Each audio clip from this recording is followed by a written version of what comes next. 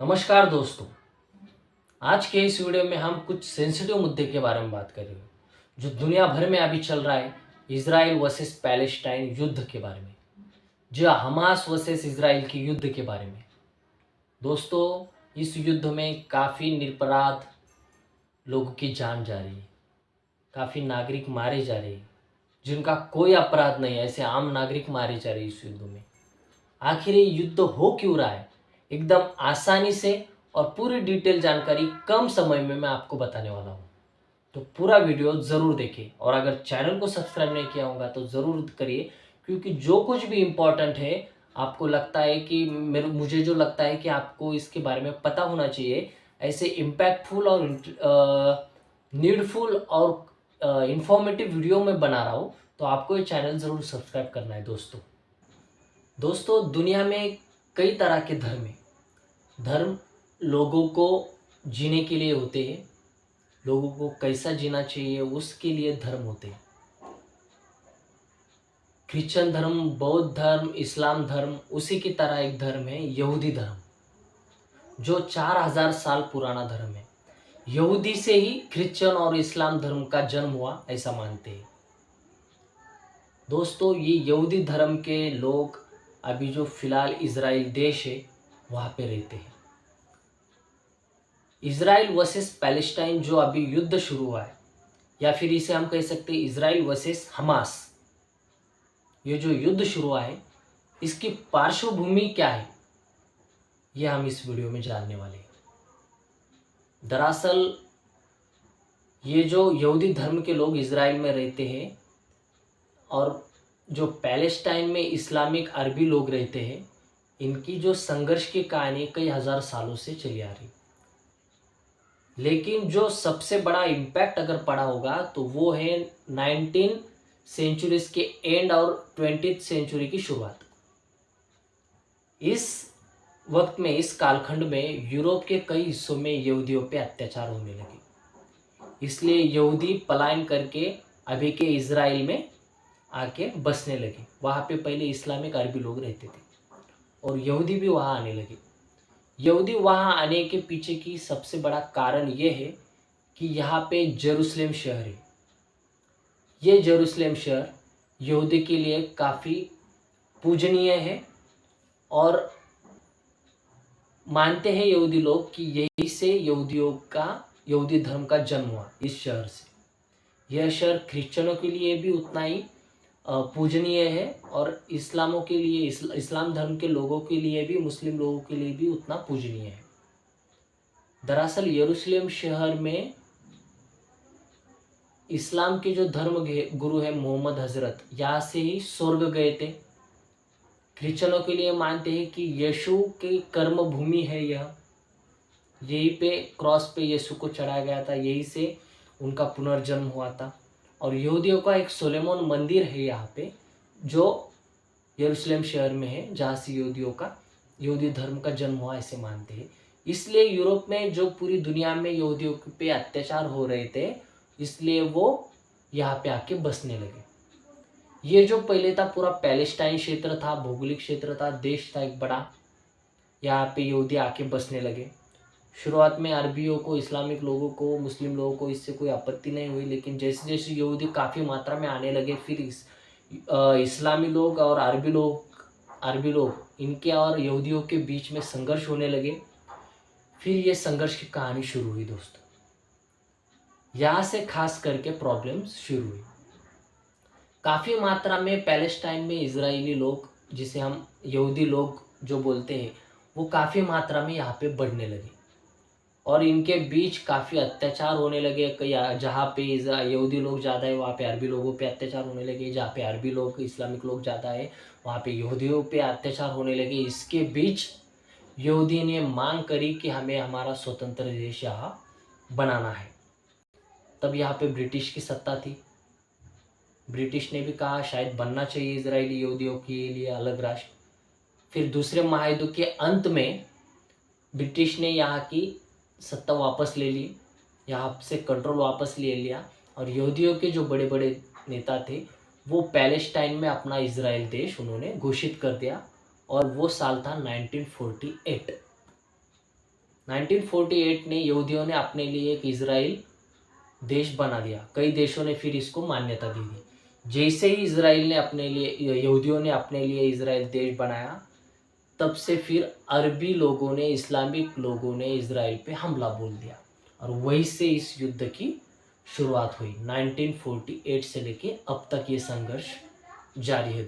Israel तो पूरी तरह अखंड देश बन गया, लेकिन पैलेस्टाइन युद्ध के कारण कई छोटे छोटे छोटे छोटे 100-150 टुकड़ों और गाजा पट्टी को मिलकर बना। दरअसल दोस्तों, पैलेस्टाइन जो अभी देश है वो पूरी तरह एक अखंड भौगोलिक क्षेत्र नहीं है। वेस्ट बैंक जो इलाका है उसमें कई छोटे छोटे 100-150 भौगोलिक क्षेत्र है, जिसे टुकड़े हम कह सकते हैं। वो टुकड़े और गाजा पट्टी को मिलकर ऐसा क्षेत्र जिसे हम पैलेस्टाइन कंट्री कह सकते हैं। कई देशों की मान्यता है, कई देशों की नहीं है। तो बहुत से लोगों को कन्फ्यूजन है कि पैलेस्टाइन देश है कहाँ, इसका नक्शा कहाँ है। एक्चुअली ऐसा पूरा बड़ा ऐसा नक्शा इसका नहीं है। पैलेस्टाइन वेस्ट बैंक में कई छोटे छोटे टुकड़े और गाजा पट्टी ऐसे मिलकर एक देश है। इस वेस्ट बैंक में कई जगह इजराइल के भी कुछ लोग रहते हैं, कई ये पैलेस्टाइन के भी लोग हैं। तो इजराइल का भी वेस्ट बैंक में कंट्रोल है, कुछ हिस्सों में पैलेस्टाइन का भी जो कंट्रोल है, और कुछ हिस्सा ऐसा भी है जहाँ पे दोनों का कंट्रोल है। इजराइल लोगों का भी है, इजराइल सरकार का भी है, पैलेस्टाइन सरकार का भी है। तो इजराइल तो अखंड देश है, लेकिन पैलेस्टाइन जो है ऐसे छोटे छोटे टुकड़े और गाजा पट्टी को मिलकर बना हुआ देश है दोस्तों। जैसे इजराइल देश बना, युद्ध हुए कई, फिर पैलेस्टाइन जो पूरा भौगोलिक क्षेत्र था, पूरा बड़ा देश था, वो दो हिस्सों में बढ़ गया। इजराइल एक अलग देश बन गया और पैलेस्टाइन एक अलग देश बन गया। फिर उसके बाद से कई युद्ध हुए और फिर जो 1987 तक युद्ध होते रहे, इसमें कई समझौते हुए लेकिन वो विफल रहे। फिर 1987 में हमास की स्थापना हुई। हमास का मुख्य उद्देश्य था इजराइल को ख़त्म करना और पूरे पैलेस्टाइन को इस्लामिक राष्ट्र बनाना और यहूदियों को यहाँ से ख़त्म करना। ये मुख्य उद्देश्य हमास का था। इस मुद्दे को लेकर हमास की स्थापना हुई। हमास ने फिर गाजा पट्टी जो नीचे पट्टा दिया हुआ है देखो नक्शे में, वहाँ पे कंट्रोल कर लिया और वो गाजा पट्टी पे हमास कंट्रोल करने लगी। दोस्तों, इजराइल के बाद जो बचा हुआ पैलेस्टाइन था, वो पैलेस्टाइन कई टुकड़ों में बढ़ गया। अभी हम पैलेस्टाइन एक बड़ा देश के नाम से हम इसे नहीं पहचानते। पैलेस्टाइन कई 100-150 छोटे छोटे भौगोलिक क्षेत्रों को मिलकर ये देश बना है। नक्शे में मैंने जो बता रहा हूँ आप देख सकते हो। इजराइल एक अखंड ऐसा देश बन गया, लेकिन पैलेस्टाइन छोटे छोटे टुकड़ों में बन गया, जिसमें कुछ वेस्ट बैंक का कुछ हिस्सा आता है। ज़्यादातर वेस्ट बैंक में ही पैलेस्टाइन के कई भौगोलिक क्षेत्र के टुकड़े हैं और गाजा पट्टी के कई टुकड़े हैं। इसको मिलाकर एक पैलेस्टाइन देश बना, जिसे कईयों ने मान्यता दी हुई है, कईयों ने मान्यता नहीं दी हुई। तो ये पैलेस्टाइन में अरब लोग रहते हैं, कुछ यहूदी भी रहते हैं। गाजा पट्टी में ज़्यादातर अरबी लोग, इस्लामिक लोग ही रहते हैं। तो ये इजराइल देश, ये पैलेस्टाइन देश, तो इनका जो युद्ध है वो हमास ने ज़्यादातर छेड़ा हुआ है। हमास एक आतंकी संगठन है जो इजराइल पे बार बार हमला होता है। अभी जो युद्ध चल रहा है दोस्तों, इस युद्ध की शुरुआत 7 अक्टूबर 2023 को हुई। सिर्फ 20 मिनट ने हमास ने इजराइल पे 5000 रॉकेट छोड़ दिए, मिसाइल छोड़ दी। इजराइल का काफ़ी बड़ा नुकसान हुआ। बदले में इजराइल ने हमास पे हमला बोल दिया। हमास जो गाजा पट्टी पे कंट्रोल करे हुए है, हमास जो गाजा पट्टी पे है, यानी खुला युद्ध शुरू हुआ। इजराइल ने गाजा पट्टी पे हमला कर दिया। अब इस हमले में इजराइल को काफ़ी देश सपोर्ट कर रहे हैं, कई लोग विरोध कर रहे हैं। हमारे देश के प्रधानमंत्री मोदी जी ने इजराइल को सपोर्ट किया है, कई लोग पैलेस्टाइन को सपोर्ट कर रहे हैं। दरअसल दोस्तों, इसमें पैलेस्टाइन और इजराइल का मुझे तो कोई मसला नहीं लग रहा। जो मुद्दा है हमास वर्सेस इजराइल है, लेकिन कई लोग इसे इजराइल वर्सेस पैलेस्टाइन समझ रहे हैं।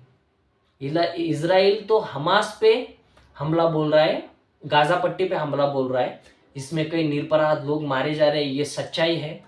लेकिन हमास को ख़त्म करना है तो गाजा पट्टी पे इजराइल का कब्जा होना बहुत ज़रूरी है दोस्तों, तभी जाके हमास संगठन खत्म होगा और ये आतंकी संगठन खत्म होने से कई मसले हल हो जाएंगे और पैलेस्टाइनी लोगों को भी एक अलग देश बनाने के लिए इजराइल ने और कई देशों ने पुढाकार लेके ये जो मसला है ये हल करना चाहिए। सभी ने शांति से रहना बहुत ज़रूरी है। पैलेस्टाइन लोगों को भी कुछ इजराइल लोग अगर तकलीफ दे रहे तो उनका भी कर्तव्य है कि वो पैलेस्टाइन भी आम आदमी है, आम नागरिक है, उनको भी जीने का अधिकार है, उनको भी जीने का अधिकार है, इसलिए उनको तकलीफ देना गलत बात है। पैलेस्टाइन भी नागरिक है, इजराइल भी नागरिक है, इसमें दोषी कोई है तो आतंकी संगठन है, हमास जैसी संगठन है। जो क्रूरता भरी रहती है उनके दिमाग में, उनकी वजह से इस देश की और पूरी दुनिया की शांति बिगड़ रही है। दोस्तों, आपको इसके बारे में क्या लगता है मुझे कमेंट में ज़रूर बताइएगा। और इजराइल, पैलेस्टाइन और हमास के बारे में जो मेरे पास थोड़ी जो कुछ जानकारी थी, इस जानकारी से आपके कई पहलू हल हुए होंगे ऐसा मुझे लगता है। अगर वीडियो अच्छा लगा होगा तो दोस्तों शेयर ज़रूर करिएगा, क्योंकि ये जितना आप शेयर करोगे लोगों को इसके बारे में पता चलेगा और ये असलियत क्या है इसके बारे में पता चलेगा। दोस्तों, तो मिलते हैं किसी नए अगले वीडियो में, तब तक के लिए धन्यवाद। जय हिंद।